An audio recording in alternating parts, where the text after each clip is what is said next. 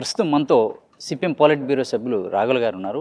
రాఘుల్ గారితో మాట్లాడి కేంద్ర రాష్ట్ర ప్రభుత్వాలు అవలంబిస్తున్నటువంటి ప్రజా వ్యతిరేక విధానాలు ఏంటి, వాటిపై కమ్యూనిస్ట్ పార్టీ చేపే పోరాటాలు ఏంటి, తదితర అంశాలపై మాట్లాడి తెలుస్తున్నాం. సార్ నమస్తే అండి. సార్, ఈ ఆంధ్రప్రదేశ్లో కూటమి ప్రభుత్వం అధికారంలో ఉంది. అమరావతి విషయంలో ఇప్పటికీ కూడా స్పష్టత లేకుండా పోయింది. దీనిపైన ఎలా స్పందిస్తారు? ఈ రాష్ట్రం విడిపోయిన తర్వాత రాజధాని మీద ఎవరికి ప్రేమ లేనట్టుంది. చంద్రబాబుకి అమరావతికి పేరు పెట్టి ఇక్కడ ఏదో హడావుడి చేస్తే ఆయనకి ప్రేమ ఉందనుకున్నాం. కానీ ఆయన 5 ఏళ్ళు కాలక్షేపం చేసిపోయాడు. ఆ రకంగా జగన్కి అవకాశం ఇచ్చాడు. జగన్ అమరావతిని ఉపయోగించుకొని అమరావతిలో ఒక కులం వాళ్ళో లేకపోతే ఒక భాగం వాళ్ళు ఒక పార్టీ వాళ్ళు లాభపడ్డారు అని విమర్శ పెట్టి తమ పార్టీ వాళ్ళని తమ సొంత మనుషులకి లాభం జరగదంటే ఇక్కడ జరగదని విశాఖపట్నం అన్నారు. అది 5 ఏళ్ళు కాలక్షేపం అయిపోయింది. ఇప్పుడు మళ్ళీ సింగపూరు అది ఇది అని చెప్పేసి చంద్రబాబు నాయుడు గారు సంవత్సరం కాలక్షేపం అయిపోయింది. ఇప్పటికేమీ అక్కడ కొలిక్ కూడా ఏమీ రాలేదు.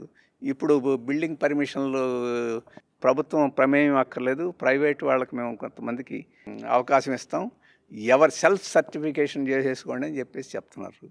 ఇప్పుడు అంటే ఇవంతా వరస చూస్తే రాజధాని పేరుతోటి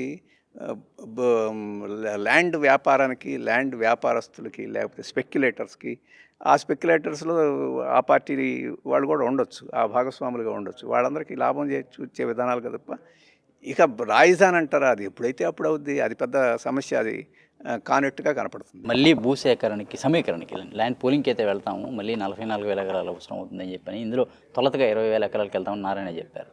ఇది చాలా గ్రామాల్లో వ్యతిరేకిస్తున్న పరిస్థితి అయితే ఉంది. అసలు ఇంత భూమి అవసరం రాజధానికి? తినేవాళ్ళకి తక్కువ ఎక్కువే ఉంది. దాన్ని ఉపయోగించాలంటే ఇంత భూమి తీసుకుంటున్నాము, ఎక్కడ పరిశ్రమలు తెద్దాం, ఎక్కడ వ్యాపారాలను తెద్దాం, ఏం చేద్దామని చెప్పేసి ఆందోళన. భూమిని అమ్ముకొని లేకపోతే భూమి మీద లాభం చేసుకోవాలనుకుని అవన్నీ సేకరించి వెనకబెట్టుకుంటే ఎప్పుడు ఎవడొస్తే వాడికి పందారం చేసుకున్నట్టు ఉంటుంది. అందుకని భూమి అభివృద్ధి కోసమా లేకపోతే ఆ భూమి తమ లాభం కోసం అని చెప్పేసి, భూమి ఇక్కడ రాష్ట్రాభివృద్ధి కోసం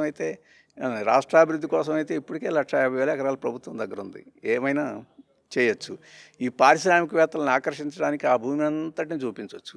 లేదా దూరాభారం ఉందంటే ఆ దూరాభారాన్ని అధిగమించేదానికి కావాల్సిన ఇన్ఫ్రాస్ట్రక్చర్ని అంతటిని వాళ్ళకి ఇప్పుడు కరేడు దగ్గర ఎందుకు పెట్టాలి?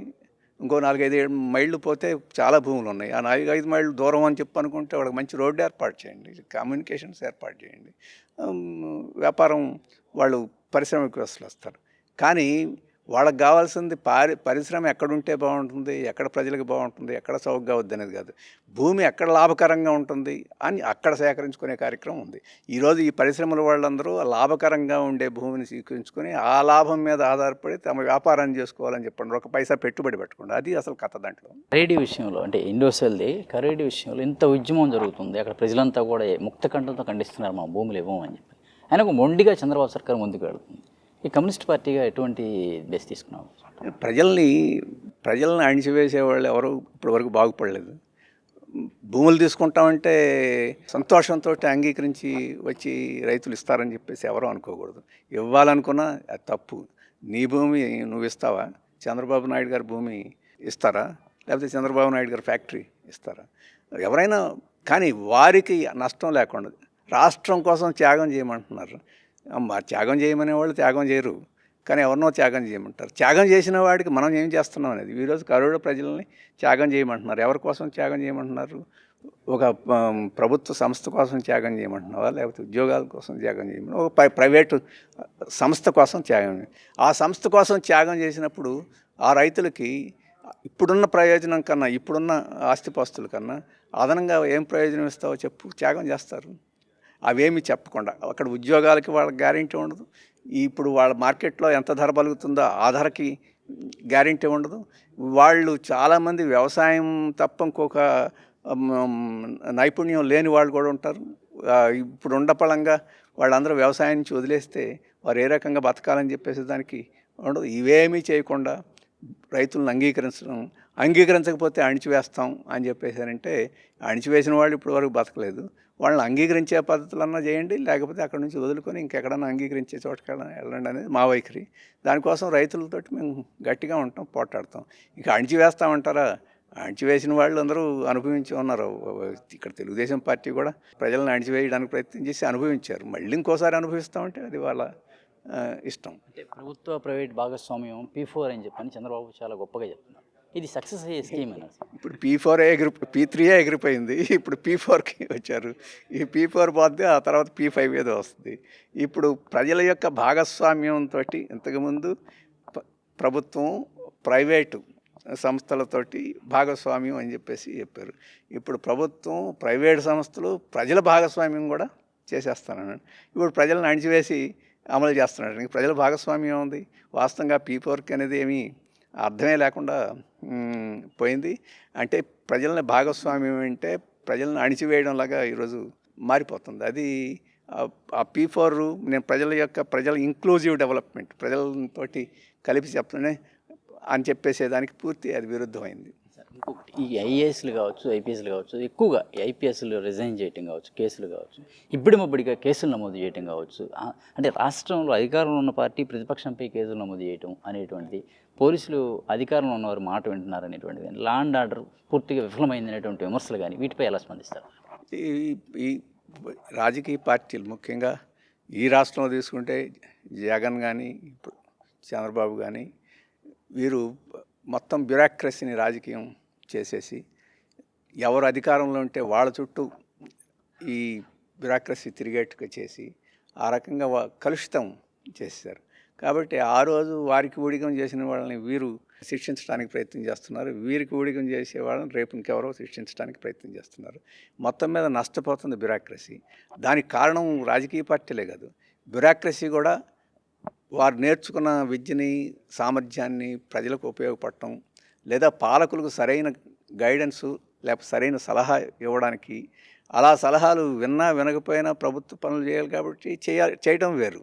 కానీ పాలకుల యొక్క ప్రజల ప్రయోజనాలు కాకుండా పాలకుల యొక్క ప్రయోజనాల కోసం ప్రభుత్వ ఖర్చుల్ని చేసుకుంటూ తమ వాటా కూడా తీసుకోవడానికి ప్రయత్నం చేసే పద్ధతిలో ఈరోజు బ్యూరోక్రసీ దిగజారిపోతూ ఉంది. ఆ దిగజారిపోయిన వాటిలో కొంతమంది అక్కడక్కడ మిణుకుంటా కొంతమంది నిజాయితీ పరులు మిగులుతున్నారు.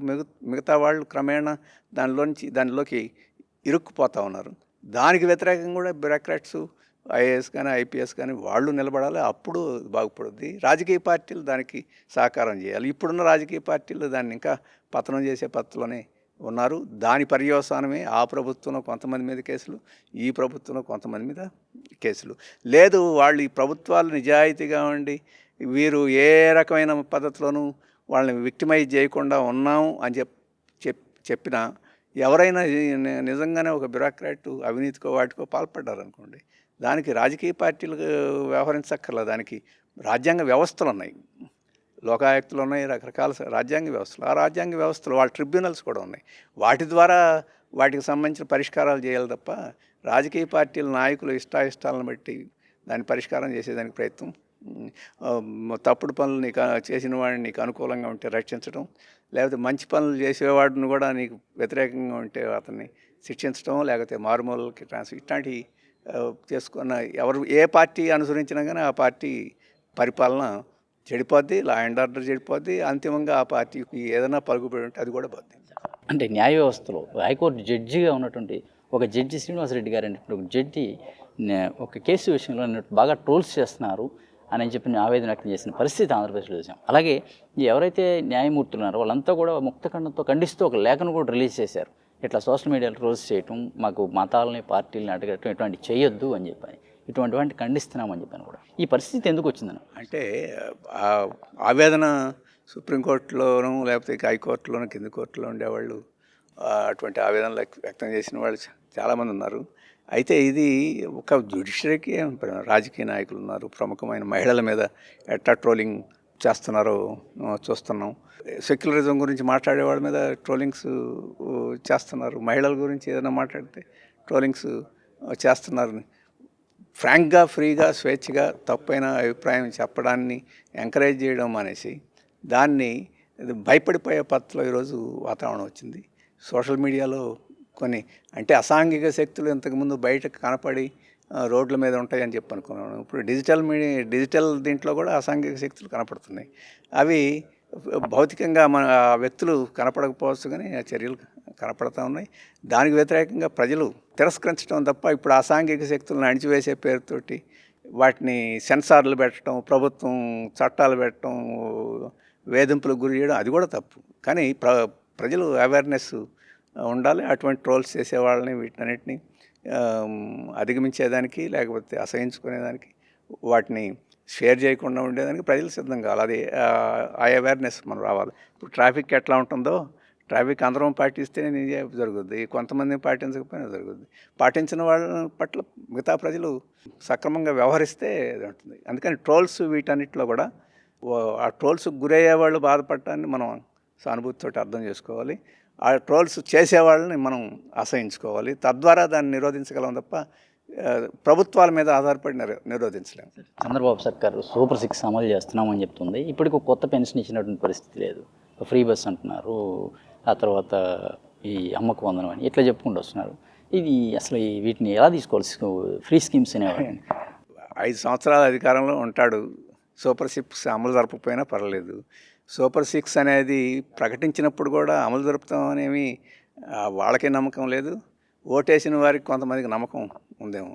మళ్ళీ 5 సంవత్సరాలు వచ్చినప్పుడు మళ్ళీ సూపర్ 7లో లేకపోతే సూపర్ 6లో మళ్ళీ వాడితోటి మళ్ళీ గట్టెక్కొచ్చు అని చెప్పేసేది చంద్రబాబు గారినే కాదు, జగన్ అయినా చంద్రబాబు అయినా చాలా రాజకీయ పార్టీలు ఆ రకంగా అమలు జరపలేని వాగ్దానాలు చేసి అధికారానికి వచ్చిన తర్వాత జరుపుతామని కాలక్షేపం చేసి ఎన్నికల మంగుళలో మళ్ళీ ఇంకొక పద్ధతిలో ఉంటుంది. గతంలో అమలు జరపలేకపోయి ఈసారి అమలు జరుపుతామని మళ్ళీ వాగ్దానాలు వచ్చేది. సూపర్ 6 కూడా అటువంటిదే. అవి ఆ రోజే వారికి తెలుసు, కానీ మోసం చేయడం అందరికీ అలవాటు కాబట్టి మేము కూడా మోసం చేస్తామని చెప్పేసే పత్రలోనే దిగారు. ఇప్పుడు అనేక కారణాలు అవి ఇవి చెప్పి ఇప్పుడు జగన్మోహన్ రెడ్డి రాష్ట్రాన్ని ఆర్థిక వ్యవస్థను ధ్వంసం చేశాడు కాబట్టి మేము చాలా కష్టపడుతున్నాం. అది నిజం కూడా కావచ్చు, కానీ ఆర్థిక వ్యవస్థ ధ్వంసం అయింది ఇప్పుడు కొత్తగా కనిపెట్టడం కాదుగా, ముందే తెలుసుగా. అయినా తెలిసి కూడా సూపర్ 6 అన్న తర్వాత అలిబీలు చెప్పడం కుదరదు, సాకులు చెప్పడం కుదరదు. ఇప్పుడు నిజాయితీగా ఆ రోజు మేము చెప్పాము, కానీ ఈరోజు డబ్బులు లేవు, అందుకని మేము చేయలేకపోతున్నాం నిజాయితీగా చెప్తే ప్రజలు గెలిపిస్తారో ఓడతారో వాళ్ళు నిర్ణయించుకుంటారు. చివరిగా పవన్ కళ్యాణ్ ఎలా తీసుకోవచ్చు? ఆయన సనాతన ధర్మం అంటున్నాడు, హిందీ నేను పెద్దమ్మ భాష అంటున్నాడు. ఆయనకి ఇంతకుముందు వ్యక్తిత్వం ఉంది అని చెప్పేసి అనుకునేవాళ్ళం, ఇప్పుడు అది పోయినట్టు కనిపిస్తుంది. ఆయన నిజంగానే సనాతన ధర్మాన్ని నమ్మి బీజేపీ రాజకీయాలు నమ్మితే ఆ పార్టీలో చేరొచ్చు. నేను చేరాను, ఈ విధానం నమ్మానని చెప్పేసి ఇంకో పేరు పెట్టుకొని జనసేనని పెట్టుకొని ఆ సిద్ధాంతాలు పెట్టుకొని దూరం ఉండి ఇప్పుడు వారికన్నా అగ్రెసివ్గా, వారికన్నా మొనగాళ్ళలాగా కాషాయ డ్రెస్సులు వేసి ఇవన్నీ చేసి చేయాల్సినంత అవసరం ఏముంది? ఎంత నాటకం అవసరం లేదు. ఆ సిద్ధాంతాలు నమ్మితే తప్ప ఒప్ప అనేది వేరే విషయం. సిద్ధాంతాన్ని నమ్మితే ఆ రకంగానే ధైర్యంగా ఆ పని చేయొచ్చు. సిద్ధాంతాన్ని ముసుగు వేసుకోవాల్సిన అవసరం వారికి ఎవరికి భారతం గురించి వాళ్ళు ఇప్పుడు బాగా నమ్ముతారు కాబట్టి ఈరోజు బీజేపీకి వారికి ఒక శిఖండిలాగా మనం వ్యవహరించాల్సిన అవసరం లేదు. ధైర్యంగా వ్యవహరించవచ్చు. ఆ ధైర్యం అన్నా ఉండాలి, లేకపోతే నిజాయితీ అన్నా ఉండాలి. ఇది లేకుండా వ్యవహరించడం అనేది న్యాయం కాదని అనుకుంటున్నాను. ఏదైతే ఆంధ్రప్రదేశ్లో జరుగుతున్నటువంటి కరేడు ఉద్యమమే కావచ్చు, అమరావతి రాజధాని విషయమే కావచ్చు, ఏదైనా సరే ప్రజల తరపునే మార్క్సిస్ట్ పార్టీ పోరాటం జరుపుతుందని, ఖచ్చితంగా ప్రజా వ్యతిరేక విధానాలను అయితే నిరసించి తీరుతామని అయితే బీవీ రాఘవులు గారు స్పష్టం చేస్తున్నారు. అలాగే పవన్ కళ్యాణ్ తను పూర్తిగా సనాతన ధర్మాన్ని పాటించవచ్చు అని, బీజేపీతో అంటగాగాల్సిన అవసరం లేదని కూడా ఆయన విమర్శించిన పరిస్థితిని మనం చూడవచ్చు. ఇదే సందర్భంలో రాజధాని పేరుతో భూములు వ్యాపారం చేస్తున్నారు తప్ప ఇంత బలవంతంగా భూములు తీసుకోవాల్సిన అవసరం లేదని కూడా బీవీ రాఘవులు స్పష్టం చేస్తున్నారు. వీడియో జర్నలిస్ట్ రేమాన్తో నాని, ఏపీ అమరావతి, అభినవ్ భారత్, విజయవాడ నుంచి.